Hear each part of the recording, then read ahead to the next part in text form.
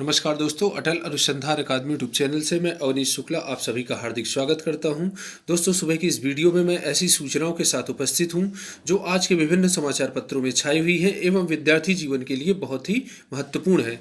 तो देखते हैं ऐसी कौन कौन सी सूचनाएं हैं। दोस्तों, सूचनाओं की शुरू करने से पहले एक महत्वपूर्ण बात, यदि आपने अभी तक हमारे चैनल अटल अनुसंधान अकादमी यूट्यूब चैनल को सब्सक्राइब ना किया हो तो जरूर सब्सक्राइब कर लें, बेल आइकन को प्रेस कर लें ताकि कोई भी नोटिफिकेशन सबसे पहले आप तक पहुंच जाए। दोस्तों, हमारे चैनल के माध्यम से UGC, net, JRF, assistant professor, PGT, TGT, JIC lecturer व अन्य प्रतियोगी परीक्षाओं की तैयारी कराई जाएगी। हमारा व्हाट्सएप नंबर है 8543856728। इस पर मैसेज करके आप हमारे व्हाट्सएप ग्रुप से भी जुड़ सकते हैं। अब नज़र डालते हैं आज की महत्वपूर्ण खबरों पर। तो यहाँ पर आप देख रहे हैं पहली खबर टीजीटी पीजीटी 2020 से संबंधित है। यहाँ पर आप देख रहे हैं शिक्षक भर्ती, लाखों छात्रों को रिजल्ट का इंतजार। बीएड व पीजी की परीक्षा उत्तीर्ण करने के बाद ही टीजीटी पीजीटी के लिए कर सकेंगे आवेदन। अभ्यर्थियों की मांग, शीघ्र जारी हो सभी परीक्षाओं के परिणाम या चयन बोर्ड आवेदन की तिथि बढ़ाए। तो दोस्तों, जैसा कि आप जानते हैं कि पीजीटी में आवेदन करने के लिए पोस्ट ग्रेजुएट होना जरूरी है एवं टीजीटी में आवेदन करने के लिए बीएड का होना बहुत ही जरूरी है।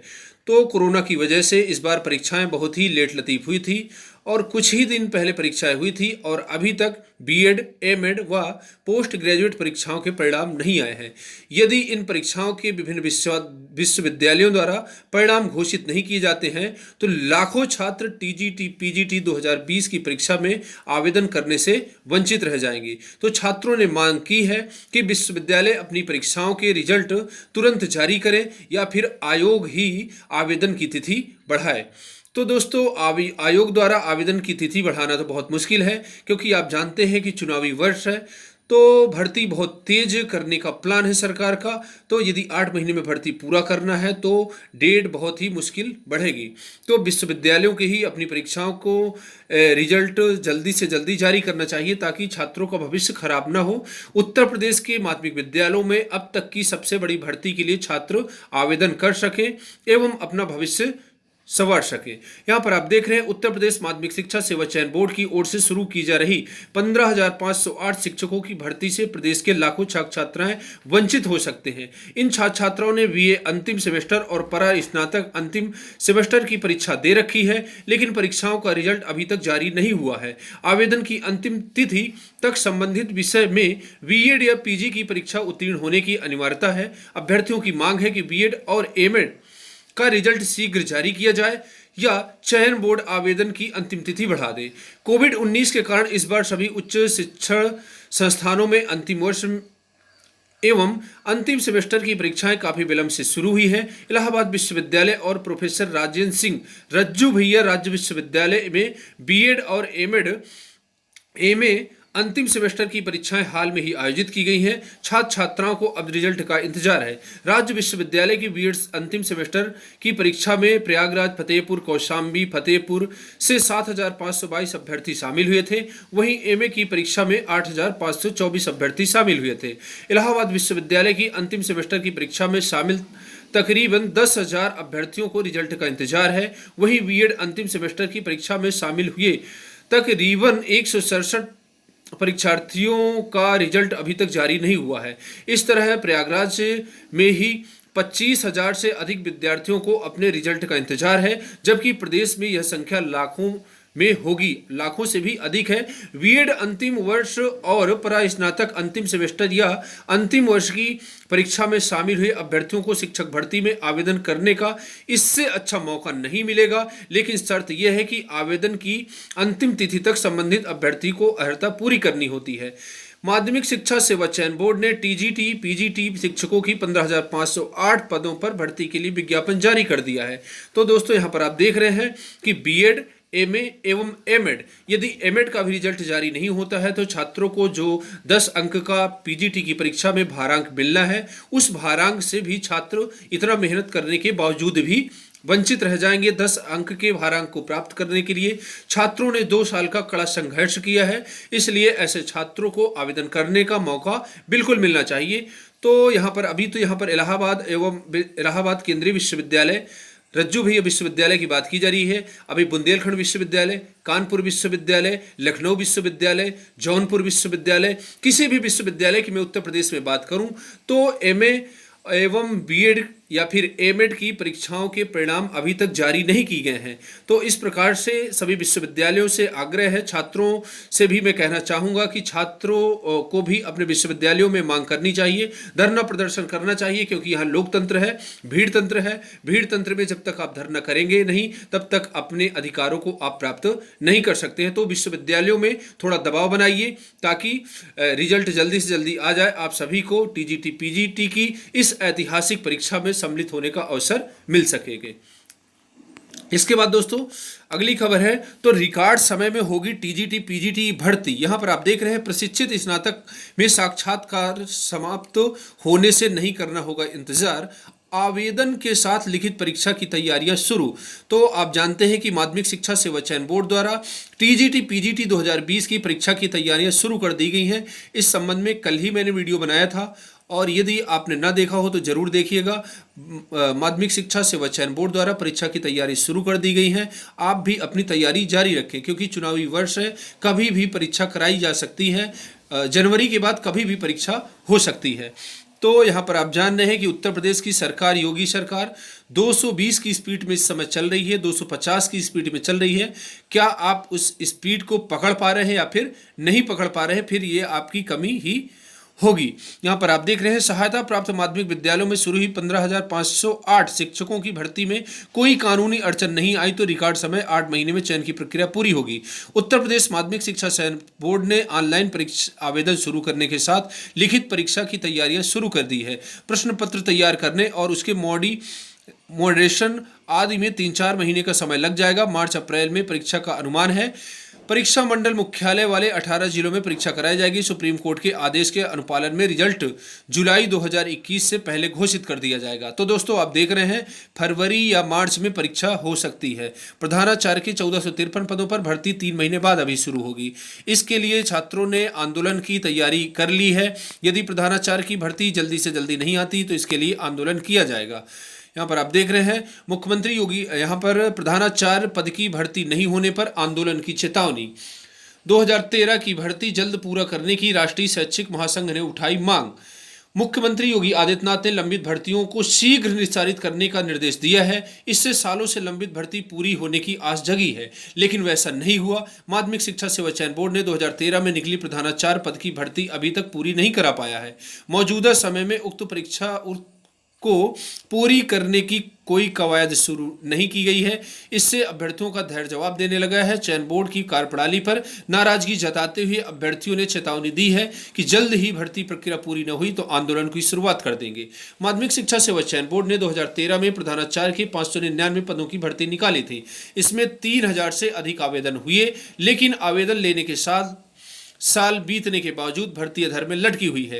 राष्ट्रीय शैक्षिक महासंघ के प्रदेश अध्यक्ष डॉक्टर संतोष कुमार शुक्ल ने बोर्ड के परीक्षा नियंत्रक नवल किशोर से मुलाकात की। उन्होंने कहा कि बोर्ड की ओर से अवमानना याचिका में भी भर्ती जल्द पूरा करने का निर्देश दिया गया है। इसके बावजूद अभी तक कोई कार्रवाई न होना चिंताजनक है।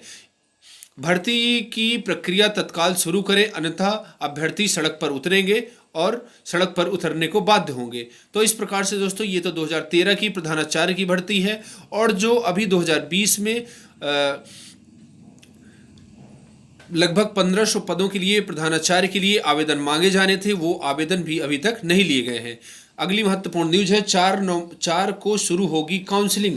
यहाँ पर आप जान रहे हैं, उत्तर प्रदेश में टीजीटी 2013 का जो मामला था, हाई कोर्ट के आदेश से अवशेष पैनल के छात्रों को नियुक्ति देने का आदेश प्राप्त हुआ था। तो इस संबंध में माध्यमिक शिक्षा विभाग में शिक्षक पदों पर नियुक्ति के मामले में कोर्ट के आदेश पर 2013 के टीजीटी पीजीटी में रिक्त पदों के सापेक्ष अवशेष पैनल के अभ्यर्थियों की काउंसलिंग 4 नवंबर से 6 नवंबर के बीच होगी। इस संबंध में अपर शिक्षा निदेशक डॉक्टर महेंद्र देव ने आदेश जारी कर दिया है। बताया कि सूची में अभ्यर्थियों का ब्यौरा वेबसाइट माध्यमिक शिक्षा सेवा चयन बोर्ड की वेबसाइट पर अपलोड कर दिया गया है। अभ्यर्थी अपनी तय तारीख पर काउंसलिंग में शामिल हो सकते हैं। अगली महत्वपूर्ण खबर है, अनुदेशक शिक्षक 7000 में बच्चों की फीस जमा करें और मोबाइल लेकर ट्रेनिंग करें। यहाँ पर आप देख रहे हैं, ये एक ऐसा सवाल है जो हर अनुदेशक उठा रहा है। परिषदीय विद्यालयों में सरकार की मंशा के अनुरूप अध्यापकों को ट्रेनिंग देने के लिए निष्ठा जैसे कार्यक्रम आयोजित किए जा चुके हैं, लेकिन इस बीच में ऑनलाइन ट्रेनिंग के साथ साथ अध्यापकों को मोबाइल पर भी दीक्षा ऐप डाउनलोड कराकर उस पर लिंक भेजकर अध्यापकों को ट्रेनिंग करा दी जाती है। इससे सबसे बड़ी सहूलियत तो यह मिलती है कि अध्यापकों को विद्यालय में बैठे बैठे प्रशिक्षण मिल जाता है। उनको कहीं भी जाने की ज़रूरत नहीं पड़ती और न ही खंड शिक्षा अधिकारियों को इस ट्रेनिंग कराने के लिए कोई व्यवस्था करनी पड़ती। सहूलियत की दृष्टि से देखा जाए तो अध्यापकों और शिक्षा अधिकारियों दोनों के लिए फायदेमंद का सौदा है, किंतु इस सब के बीच सबसे बड़ी समस्या अल्प मानदेय कर्मियों की हो रही है, जो 7,000 जैसी मजदूरी में अपने परिवार का भरण पोषण तो कर नहीं पा रहे हैं। उनका अपना खुद का घर चलाना तो भारी है, वह बेचारे अनुदेशक कहां से उच्च क्षमता वाला मोबाइल खरीद सकें। इससे इतनी मेमोरी क्षमता हो और इतनी बैटरी बैकअप हो कि 3 घंटे की ट्रेनिंग पूरी हो सके, और ऊपर से हर महीने इसके रिचार्ज का खर्च। अनुदेशक की सैलरी जरूरी नहीं कि हर महीने ही आ जाए, कभी 3 महीने में तो कभी 4 महीने में सैलरी आती है। फिर बेचारे अनुदेशक कहाँ से 10 व 12,000 का मोबाइल खरीदें और कहाँ से हर महीने का रिचार्ज खर्च उठाएं। तो इस संबंध में दोस्तों सरकार को सोचना चाहिए कि जब आप 7,000 रुपये सैलरी दे रहे हो, अपने परिवार का भरण पोषण करें, या फिर 10 से 12,000 का मोबाइल लें, या फिर 500 से लेकर के 600 रुपये का ट्रेनिंग करने के लिए रिचार्ज कर पाएँ। तो 7,000 रुपये में दोस्तों क्या होता है, तो सरकार को इस संबंध में सोचना चाहिए। शिक्षकों का शोषण नहीं होना चाहिए। शिक्षकों को शोषण होगा तो शिक्षा व्यवस्था किस रास्ते पर जाएगी, इसको कुछ कह पाना बहुत ही कठिन है। यूपी में दिवाली के बाद प्राइमरी स्कूल खोलने का विचार। प्रदेश के सभी सरकारी प्राइमरी और उच्च प्राइमरी स्कूलों को दीपावली के बाद खोलने का विचार शुरू हो गया है। इसके लिए गाइडलाइन तैयार की जा रही है। तो दोस्तों दीपावली के बाद प्राथमिक विद्यालयों को खोला जा सकता है। बी प्रमाण पत्र के लिए 3200 एनसीसी कैडेट ने दी परीक्षा। एनसीसी ग्रुप मुख्यालय की ओर से रविवार को प्रयागराज समेत 10 जिलों में बी प्रमाण पत्र के लिए कराई गई परीक्षा 3200 कैडेट ने हिस्सा लिए। इस परीक्षा के लिए कुल 8 केंद्र बनाए गए थे। अफसरों के मुताबिक यह परीक्षा वर्ष फरवरी मार्च में कराई जाती थी, लेकिन इस वर्ष कोविड-19 महामारी के कारण 7 माह देरी से कराई जा रही है। कंप्यूटर सहायक टाइप टेस्ट में 74% उपस्थिति। कंप्यूटर सहायक लोक सेवा आयोग परीक्षा 2019 के टाइप टेस्ट में 73.50% अभ्यर्थी उपस्थित रहे। शंभुनाथ इंस्टीट्यूट झलवा में रविवार को आयोजित कंप्यूटर टाइप टेस्ट के लिए 151 अभ्यर्थी पंजीकृत थे, जिनमें से 111 सम्मिलित हुई। आयोग ने कंप्यूटर सहायक के 13 पदों पर भर्ती होनी है। सुबह 10 बजे से दोपहर 12 बजे की पहली पाली के लिए पंजीकृत 76 अभ्यर्थियों में से 54 और दोपहर से 2 से शाम 4 बजे की दूसरी पाली के लिए पंजीकृत 75 में से 57 अभ्यर्थी कंप्यूटर टाइप टेस्ट में शामिल हुए हैं। अगला महत्वपूर्ण खबर है, प्रदेश के डिजिटल प्लेटफॉर्म पर शिक्षा देगी विद्या भारती। यहाँ पर आप देख रहे हैं, कोरोना काल में बच्चों को शिक्षा से जोड़े रखने की कवायद। राष्ट्रीय स्वयंसेवक संघ से जुड़ी संस्था विद्या भारती पूरे प्रदेश में डिजिटल प्लेटफॉर्म पर बच्चों को शिक्षा देगी। विद्या भारती के पूर्वी क्षेत्र में संगठन मंत्री हेमचंद ने रविवार को यह सरस्वती कुंज में शिक्षकों के प्रशिक्षण शिविर में यह घोषणा की। उन्होंने कहा कि कोरोना महामारी के दौर में बच्चों को शिक्षा से जोड़े रखने के लिए डिजिटल प्लेटफॉर्म तैयार किया गया है। मुख्य अतिथि विशेष सचिव ब्रह्मदेव राम तिवारी ने कहा है कि वेद और उपनिषद काल से ही गुरु के समीप बैठकर ज्ञान अर्जन करने की परंपरा रही है। कोरोना काल में यह असंभव हो गया था, लेकिन तकनीक के प्रयोग से इसका रास्ता निकाल लिया गया है। पाश्चात्य शिक्षा में हम सबके मन में हीन भावना भर दी थी, पर विद्या भारती ने इसे दूर करने का बड़ा बीड़ा उठाया है। तो दोस्तों यहाँ पर आप देख रहे हैं कि आरएसएस राष्ट्रीय स्वयंसेवक संस्था का शिक्षा व्यवस्था के क्षेत्र में बहुत ही महत्वपूर्ण योगदान रहा है। बुराई करने के लिए हजारों बुराई करने वाले मिल जाएंगे, लेकिन शिक्षा के क्षेत्र में राष्ट्रीय स्वयंसेवक संगठन द्वारा बहुत ही अच्छे से अच्छे प्रयास किए जा रहे हैं और ये देश के लिए बहुत ही एक अच्छी खबर है। शिक्षा की आत्मा में ऑनलाइन धड़कन, ये आप जान रहे हैं, शिक्षा व्यवस्था में गुरु शिष्य परंपरा की नई व्यवस्था शुरू होने और विद्यार्थियों पर पड़ते प्रभाव पर एक तंज कसा गया है। यहाँ पर आप देख रहे हैं, काफ़ी कोशिशों के बाद जो शिक्षा ऑनलाइन पर नहीं आ सकी वह अचानक ऑनलाइन आ गई। शिक्षा लाइन पर नहीं आ सकी, वो अचानक ऑनलाइन आ गई। आश्चर्य तो यह है कि जो शिक्षार्थी लाइन पर कभी नहीं चल सका वह चुपचाप ऑनलाइन चल रहा है। अब शिक्षार्थी के ऑनलाइन हो जाने पर शिक्षा को लाइन पर लाना मुश्किल हो गया है। देश में शिक्षा लाइन पर आ जाए तो समझो सब लाइन पर आ गया। लोग शिक्षा के लाइन से उतरने का सारा दोष शिक्षा नीति पर डालकर निश्चिंत हो गए हैं। शिक्षा की नीति है कि ऐसी कि शिक्षार्थी अनीति पर चलने लगता है, और देश में जब दूसरी चीज़ें लाइन से खिसक गई हैं तो बेचारी शिक्षा को लाइन से लुढ़कने का दोषी ठहराना ठीक नहीं है। तो दोस्तों, ऑफलाइन शिक्षा व्यवस्था तो अच्छी थी नहीं, ऑनलाइन में इतना छात्र भी उतना सक्रिय नहीं होते, शिक्षक भी इतना सक्रिय नहीं होते हैं, अभी उस हिसाब से व्यवस्थाएं पूरी नहीं हो पाई हैं। 56 नई नगर पंचायतों में 3-3 पद मंजूर। सभी नगर पंचायतों में कुल 168 पदों पर भर्तियां की जाएंगी। अधिशासी अधिकारी कर निरीक्षक व चतुर्थ श्रेणी पर होगी भर्ती। राज्य सरकार ने प्रदेश में नई बनी 56 नगर पंचायतों में 3-3 पदों का सृजन कर दिया है। इस हिसाब से इन सभी नगर पंचायतों में कुल 168 पदों पर भर्तियां की जाएंगी। इनमें एक अधिशासी अधिकारी, एक कर निरीक्षक और एक चतुर्थ श्रेणी के पदों पर भर्तियां की जाएंगी। नगर विकास विभाग इन पदों पर जल्दी ही भर्ती के लिए प्रस्ताव भेजेगा। सिविल सेवा परीक्षा के प्रश्नों के जटिल हिंदी अनुवाद। सिविल सेवा प्रारंभिक परीक्षा 2020 में जटिल हिंदी अनुवाद को लेकर डीयू के प्रोफेसर व प्रज्ञानम इंडिका संस्था के निदेशक निरंजन कुमार ने यूपीएससी अध्यक्ष को पत्र लिखा है। पत्र में उन्होंने अनुवाद संबंधी विभिन्न समस्याओं के समाधान की मांग की है। उन्होंने इस वर्ष संपन्न हुई सिविल सेवा प्रारंभिक परीक्षा में कई अनुवाद संबंधी गलतियों की ओर इशारा किया। उन्होंने कहा कि अनुवाद की भाषा इतनी क्लिष्ट थी कि परीक्षार्थियों को समझने में बहुत मुश्किलें हुई। उन्होंने अनुवाद संबंधी त्रुटियों को दूर करने की मांग की है। प्रोफेसर निरंजन कुमार ने कहा कि परीक्षाओं में प्रचलित तथा बोधगम्य शब्दों का चयन किया जाना चाहिए, जिससे परीक्षार्थियों को भाषा के स्तर पर अनावश्यक न जूझना पड़े। तो दोस्तों, ये थी आज की महत्वपूर्ण खबरें। यदि वीडियो आपको अच्छा लगा हो, वीडियो को लाइक करिए, सब्सक्राइब करिए एवं अधिक से अधिक लोगों के बीच में शेयर करिए। पूरा वीडियो देखने के लिए बहुत बहुत सा धन्यवाद। मिलते हैं नेक्स्ट वीडियो में।